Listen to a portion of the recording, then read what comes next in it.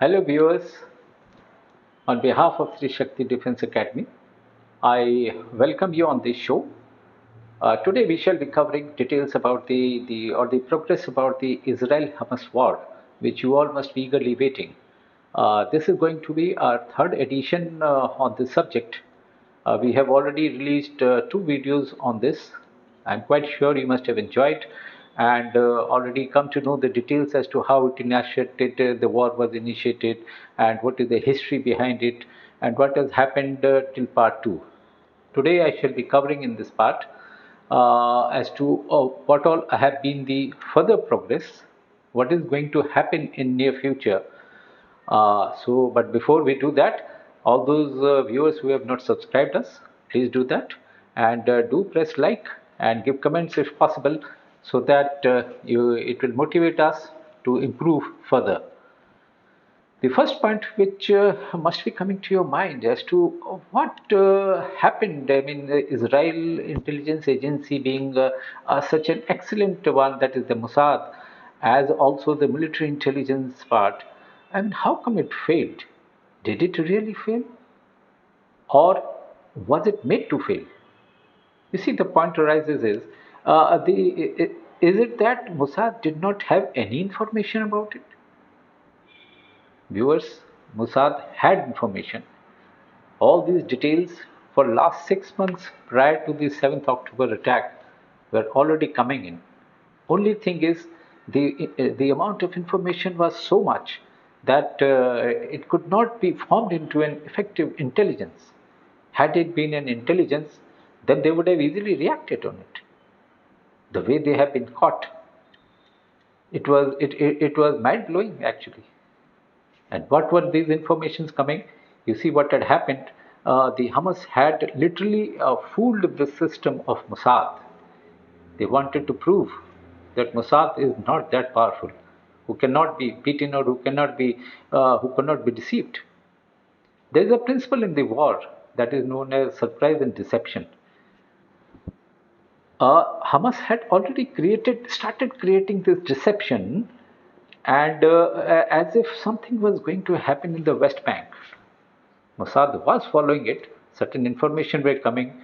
You see, a lot of movement was shown in the West Bank of Palestine, and a lot of feelers were sent to the purposely to the Mossad agency, so that they are made to believe, okay, something is going to happen in the West Bank.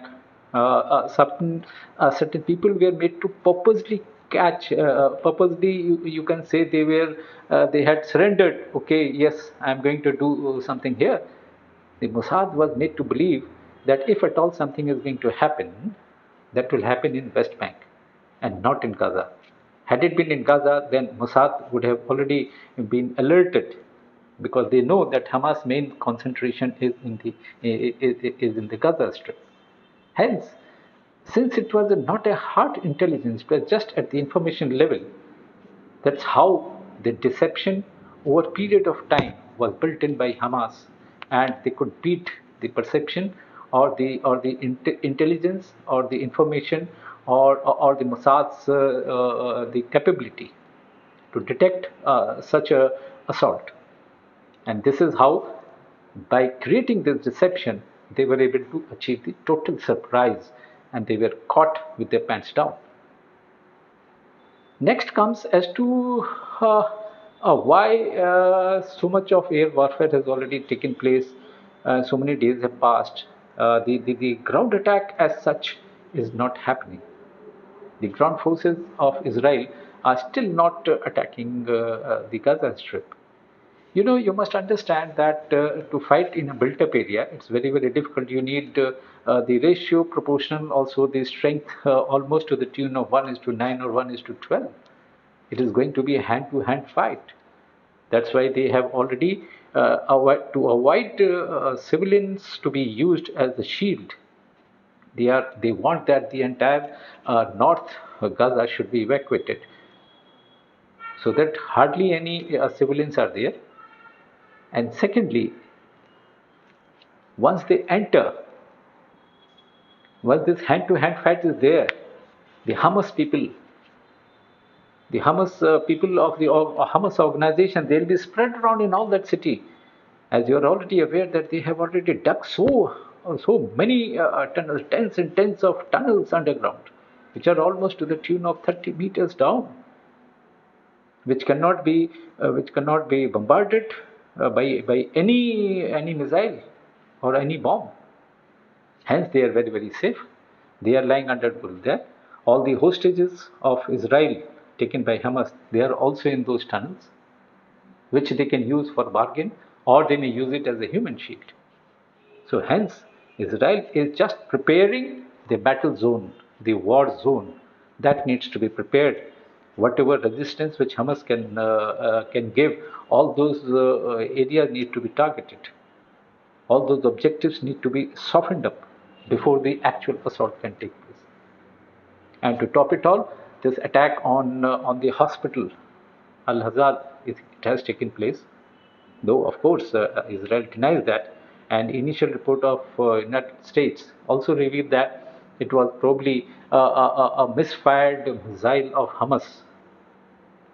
In certain part of the information, it is also being revealed that it was purposely done by Hamas, so that a narrative, so that an impression is created as to look how deadly the Israel is doing, and all those human rights, and they have got no sympathy even for people in the hospital, so that the whole world gets after Israel, gets against the Israel, and especially, if not the entire world, especially the Arab world.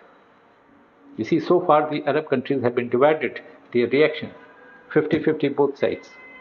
So they want the entire Arab countries to come together against Israel. They want to initiate some further action on a different front. Probably Iran may start something from the eastern side or from the northern side, where the Hezbollah organization is stationed at Lebanon, southern Lebanon. So it can always happen. So this is what being instigated by Hamas. Of course, the further details about this attack on the hospital will be coming out soon, and the exact picture will be known after some time. You see, the Israel political party, that the Netanyahu Prime Minister, has already stated what is going to the end state. The end state which has been stated is the end of Hamas. They want the entire Hamas organization to be desiccated. So, is this end state correct? Can it be achieved?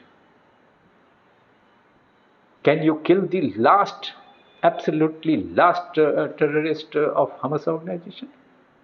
It's very, very difficult. So it's easy to dictate such an end state, but it's very, very difficult to achieve. Yes, most of the organization, I mean, most of the terrorists of this organization, they might be able to kill. The top leaders have already been killed. But the entire organization, can it be killed? No. Can it be wiped out? No. It's very difficult. Next doubt which arises amongst you, I'm quite sure, as to how long will this war last. The questions have already been asked on the various channels in the social medias. You see, it is not going to be a short-lived war. That's the new world order which is being generated. You take the case of Russia-Ukraine war, how long it is still on. Same way, this war may not be that long, but it is going to be a little longer. In the near future, it is not going to see an end.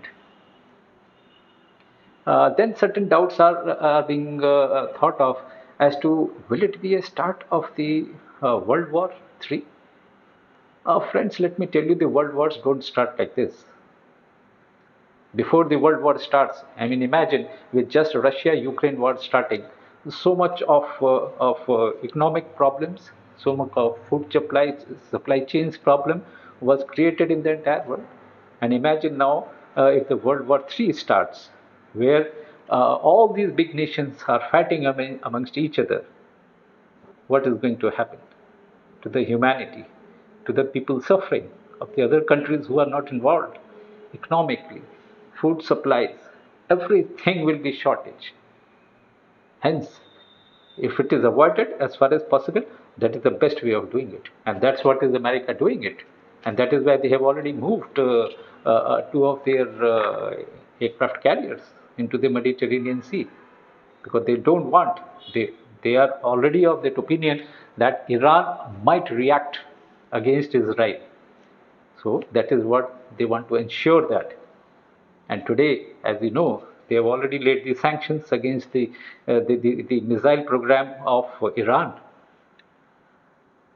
As you are aware that Iran is the one who was supplying all the lots of weapons, as also the drones to Russia to fight against Ukraine, against the NATO countries.